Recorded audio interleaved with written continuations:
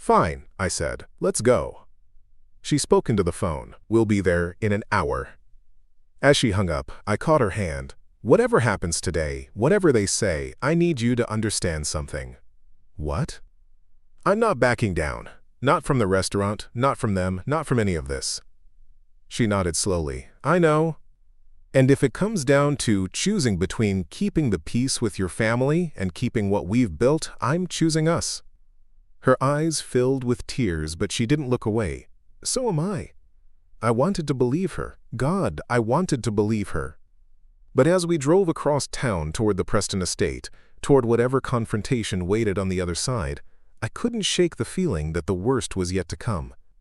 The Preston estate sat on 3 acres in Belmont Heights, behind iron gates and manicured hedges that probably cost more to maintain than most people's mortgages.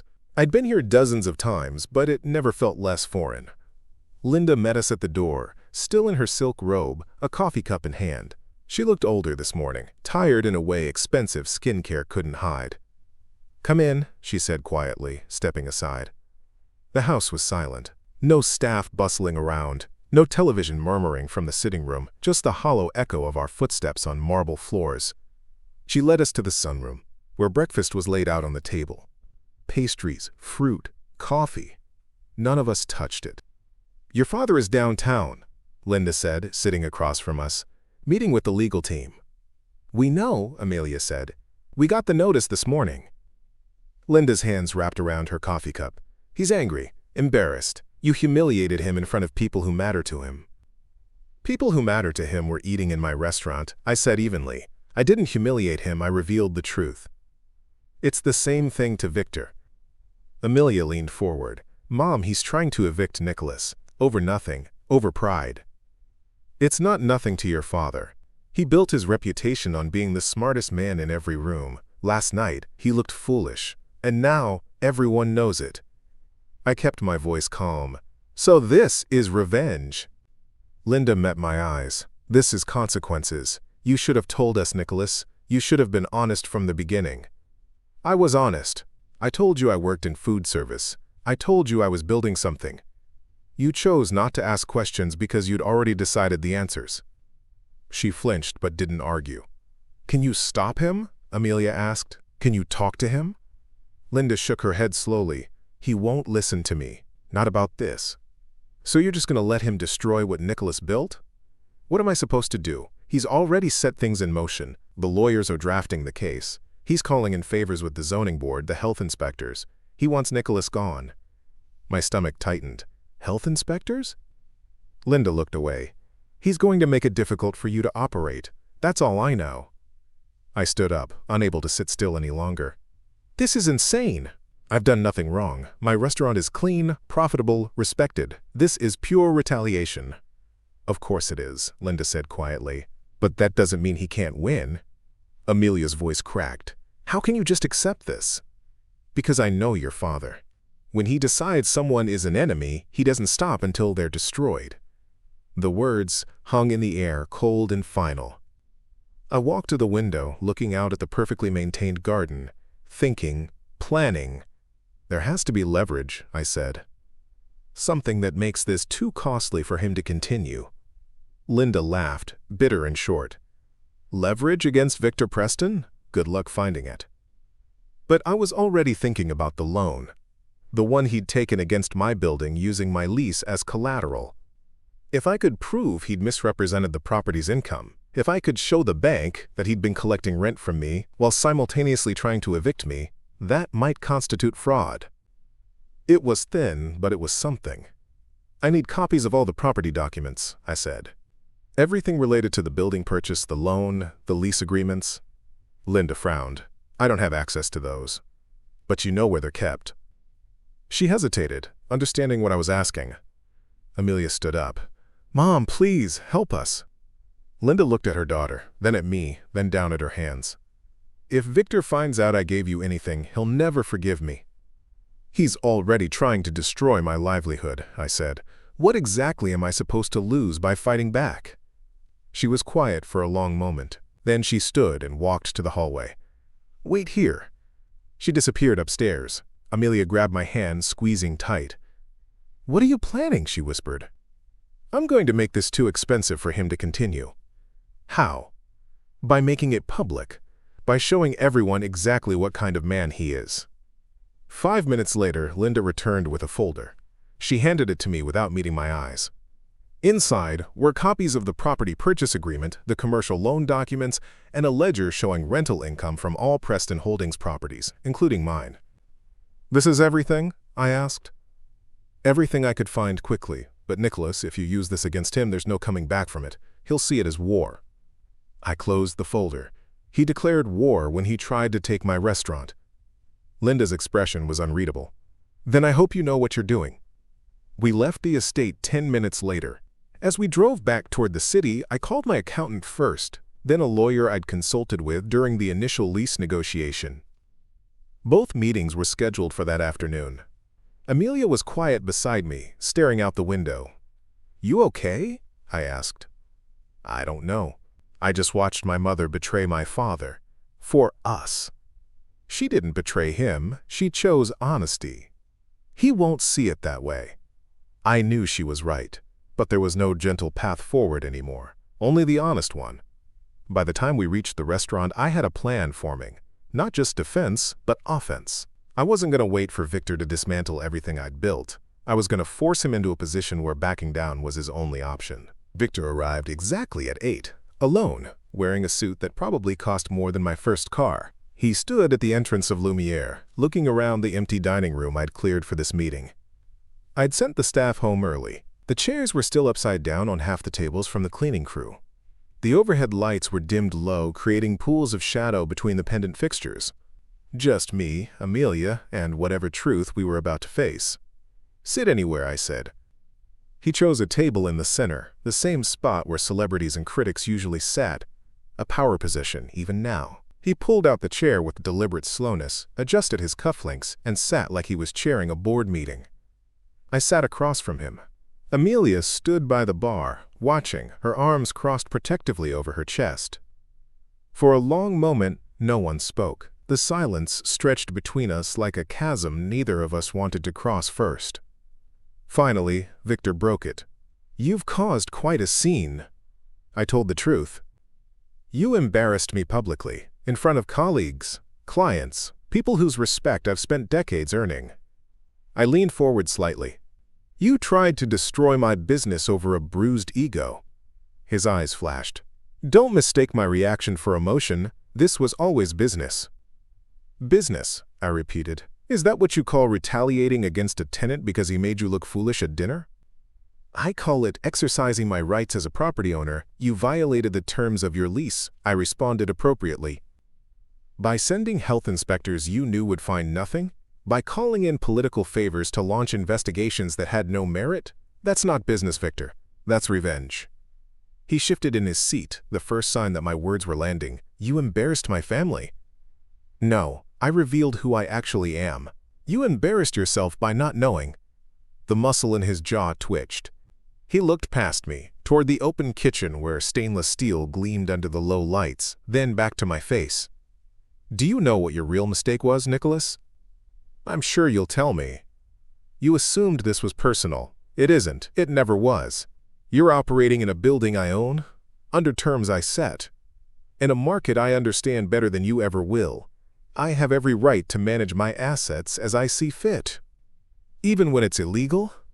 His hands flattened against the table. "I've broken no laws." "Then you won't mind the investigation, or the press coverage, or the fact that 3 other tenants have come forward with similar stories about Preston Holdings." For the first time since he'd walked in, Victor looked genuinely unsettled. Those situations were completely different. Were they? Because from where I'm sitting there's a clear pattern. Any tenant who challenges you, who doesn't show proper deference, suddenly finds themselves facing violations and eviction notices. That's a gross oversimplification. Then simplify it for me. Explain how a restaurant that passed every inspection for 4 years suddenly violated its lease the day after I revealed I owned it. He was quiet, thinking, recalculating. I could see the gears turning behind his eyes, weighing options, measuring angles.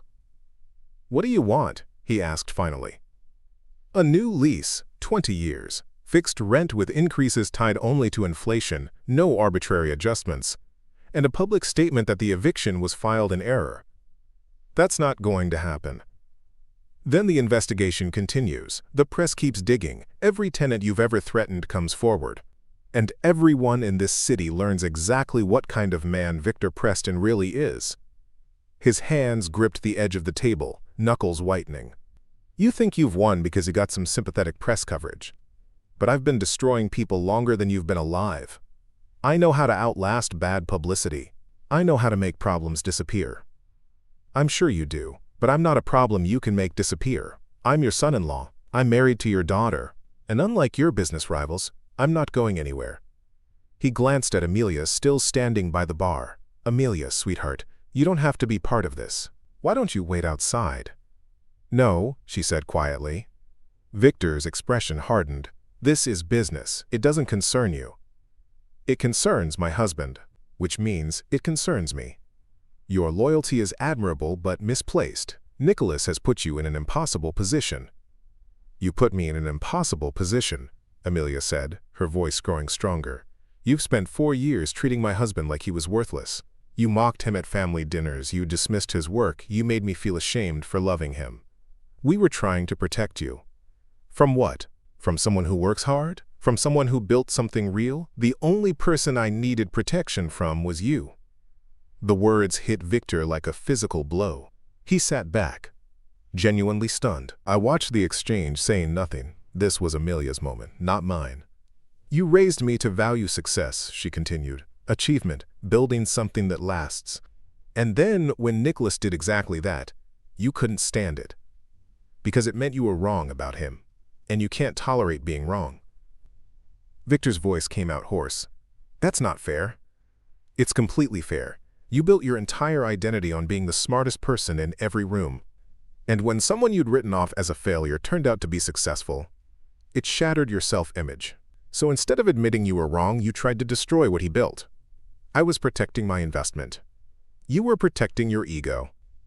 The silence that followed was absolute. Even the ambient noise from the street outside seemed to have disappeared, leaving just the three of us in a bubble of raw honesty. Victor looked at me again, really looked this time, not with contempt or dismissal, but with something closer to curiosity. When did you know, he asked. About the building ownership? 2 days ago, the morning after the dinner. And you didn't know before, when you signed the lease? No. The property management company handled everything. I never thought to dig into who actually owned it. He nodded slowly, processing that. If you had known, would you have signed anyway? I considered the question honestly. Probably not. I would have assumed you'd use it as leverage eventually. Which is exactly what you did. I didn't even know you were the tenant until last week. Linda mentioned it casually, said Amelia had told her you were opening a place on Ashland. I pulled the records and there you were. And you said nothing. Why would I? As far as I knew, you were just another restaurateur trying to make it work. The turnover rate in that industry is astronomical. I assumed you'd fail within a year like most do. But I didn't fail. No, he said quietly, you didn't. I leaned back in my chair, studying him. You know what I realized today while I was sitting in my lawyer's office, going through every document, every email, every piece of evidence? What? That I don't actually need your approval anymore. I used to think I did. I used to imagine scenarios where you'd finally see my success and acknowledge it. Where you'd shake my hand and tell me I'd proven myself. But that was never going to happen, was it? Victor's silence was answer enough. Because the goalpost would always move, I continued. First it was, get a steady job, then it was, show me real income, then it was, build something of your own. And even now, sitting in a restaurant I built from nothing, you still can't bring yourself to say I succeeded. Success isn't just about building something, Victor said. It's about sustaining it, growing it, expanding beyond a single location. I laughed, not from humor but from recognition. There it is, the moving goalpost. Even now, you can't just acknowledge what exists. He bristled. I'm being realistic. No, you're being impossible. And the difference is, I finally understand that's your problem, not mine. Amelia walked over and sat down beside me, taking my hand. The gesture was small but significant, a clear statement of alliance. Victor watched our joined hands, something unreadable crossing his face. I underestimated you, he said finally. I won't make that mistake again. Good, because I'm done being underestimated. That sounds like a threat. It's a boundary. There's a difference. He studied me for another long moment, then reached into his jacket pocket and pulled out a folded document. He set it on the table between us. What's this? I asked. A new lease. 20-year term, fixed increases tied to commercial property tax rates, nothing more, no arbitrary violations, no retaliation clauses. I didn't touch it. And the public statement? I'll have my PR team draft something. An acknowledgement that the eviction notice was filed in error due to administrative confusion. Not good enough. I want an apology, on record. His face hardened again. I don't apologize for business decisions. Then we don't have a deal.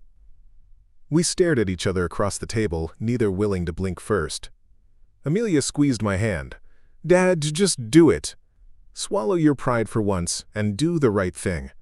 Victor's eyes moved to his daughter, and something in his expression cracked. Not much, just a hairline fracture in the armor he'd worn for so long. Fine, he said quietly. I'll include an apology. I picked up the document and scanned it quickly. The terms matched what he'd described. I'd have my lawyer review every word, but on its surface it was exactly what I'd asked for. There's one more thing, I said. Victor's eyebrows rose. Of course there is. The other tenants, the bookstore owner, the yoga studio, anyone else you've retaliated against. They get new leases too, same terms. That's none of your concern. It is now. Because if you don't, I'll make sure every one of them knows they can fight back. I'll connect them with lawyers, with press, with anyone who can help them stand up to you.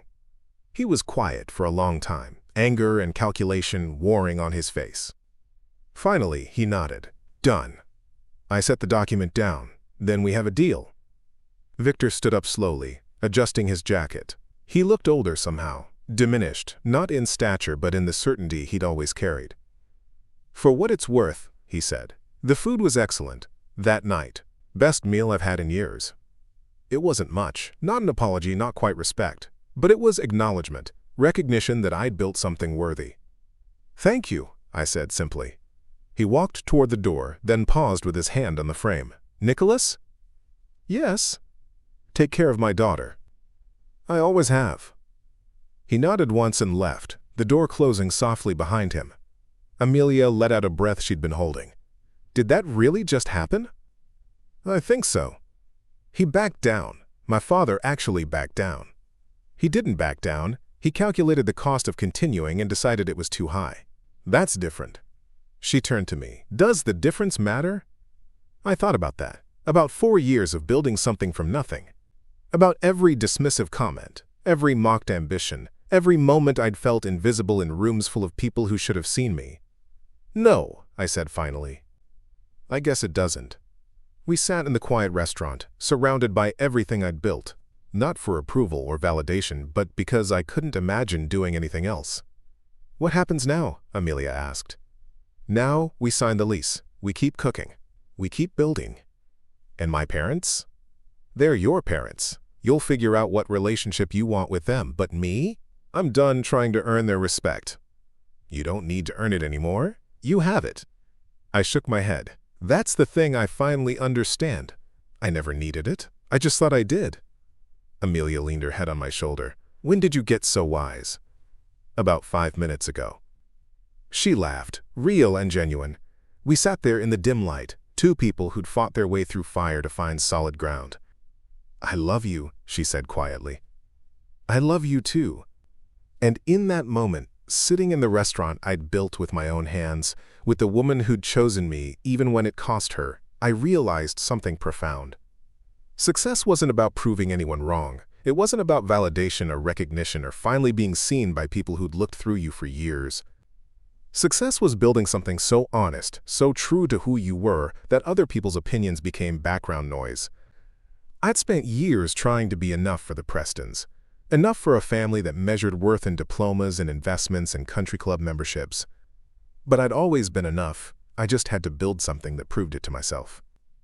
The lease sat on the table between us, a peace treaty written in legal language. Tomorrow I'd have lawyers review it. Tomorrow I'd plan the next chapter, Think about expansion. Consider what came next. But tonight, I just sat in my restaurant with my wife and let the victory be enough.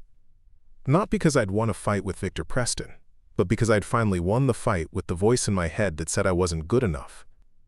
That voice was quiet now, maybe for the first time in my life.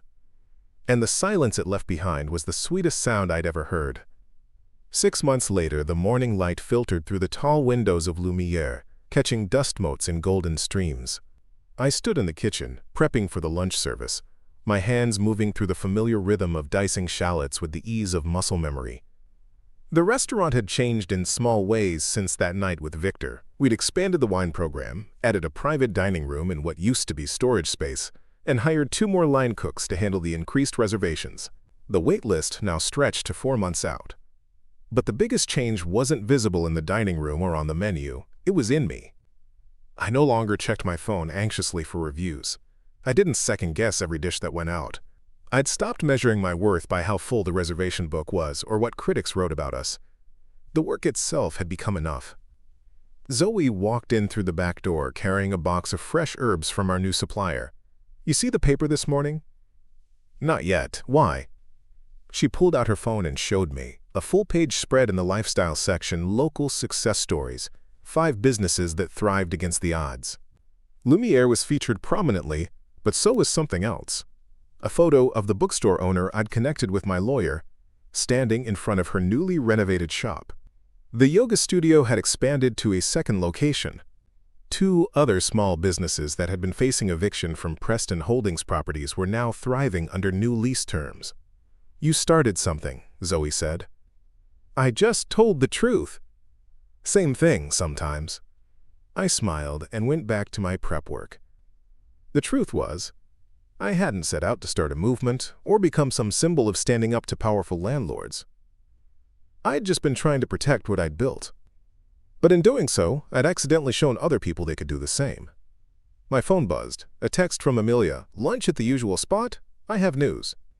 I wiped my hands on my apron and replied, "See you at 1. The usual spot was a small park, 3 blocks from the restaurant, with benches overlooking a fountain that never quite worked properly. We'd been meeting there once a week since everything settled, a neutral space that belonged to neither my world nor hers. When I arrived, she was already waiting, 2 sandwiches from the deli on the corner sitting beside her. "You're early," I said, sitting down. "Couldn't wait to tell you." She handed me a sandwich. I got the gallery space. I'd known she'd been looking, quietly pursuing something she'd set aside years ago when the pressure of being a Preston became too heavy. Photography. Not as a hobby, but as a career. The one in the Arts District? That's the one. Opening exhibition in 8 weeks. I'm terrified. I took her hand. "You'll be amazing." "You don't know that." "Yes, I do. I've seen your work. Other people need to see it too." She smiled, but there was something else behind it. Something uncertain. "My parents aren't coming," she said quietly. "I invited them. My mother said she'd try, but my father made it clear he thinks it's a waste of time." I felt the familiar anger rise, then let it pass. Victor Preston's inability to support his daughter wasn't my burden to carry anymore. "Then we'll fill the gallery with people who actually matter," I said. "People who see you." She squeezed my hand. "When did you become so wise?" "I'm not wise. I just stopped letting other people's limitations define what's possible." We ate our sandwiches in comfortable silence, watching people pass by. A young couple arguing about directions. An older man feeding pigeons despite the signs asking him not to. Life continuing in its messy, beautiful way. "You know what's funny?" Amelia said. "I spent my whole life trying to earn my father's approval, and the moment I stopped caring whether I had it, I finally felt free." "It's not funny, it's just true." "Do you think he'll ever change?" I considered that. Maybe, but that's his journey, not ours. She nodded, accepting what we both knew. Some people were so invested in their version of the world that evidence to the contrary only made them hold tighter. We finished lunch and walked back toward the restaurant together. The afternoon sun was warm, the street busy with the rhythm of a city that never quite stopped moving. As we reached Lumiere, I noticed something new, a small plaque mounted beside the door that I hadn't authorized. I walked closer to read it. "Lumiere." Established 2020. Built on perseverance. Sustained by truth. Zoe did that, Amelia said. She told me about it last week. Said every guest should know what this place really stands for. I stared at the plaque, feeling something tight in my chest loosen. I like it, I said. Amelia kissed my cheek. I have to get back to the studio, frames to order, prints to review. See you tonight? I'll be home by 11. She walked away, and I stood for a moment longer, looking at my restaurant. Not perfect, not finished, but mine. I pushed through the door and was immediately hit with the familiar sounds and smells. Zoe calling out orders. The sizzle of protein hitting a hot pan. The quiet hum of a kitchen that knew exactly what it was doing. This was where I belonged. Not because someone gave me permission, but because I'd built a space where I could finally be myself. I tied on my apron and stepped up to the line. "What do we have tonight?" I asked Zoe. She handed me the reservation list. Full house, 2 food bloggers at 7, a proposal at 8:30. And table 7 requested you personally. I glanced at the name on the reservation. Preston. Party of 2. My first instinct was to feel that old tension, that familiar dread. But it passed quickly, replaced by something calmer. "Which Prestons?" I asked. "Just says L. Preston and guest." "Linda, not Victor." "Put them wherever they're comfortable," I said. "And Zoe?" "Yeah?" "Make sure they get the full experience. Not because they're family, because every guest deserves our best." She grinned. "That's why this place works, you know." "You actually mean that." Now came the hard part, facing my father in court and letting the truth speak for itself. Up next, you've got 2 more standout stories right on your screen. If this one hit the mark, you won't want to pass these up. Just click and check them out. And don't forget to subscribe and turn on the notification bell so you don't miss any upload from us.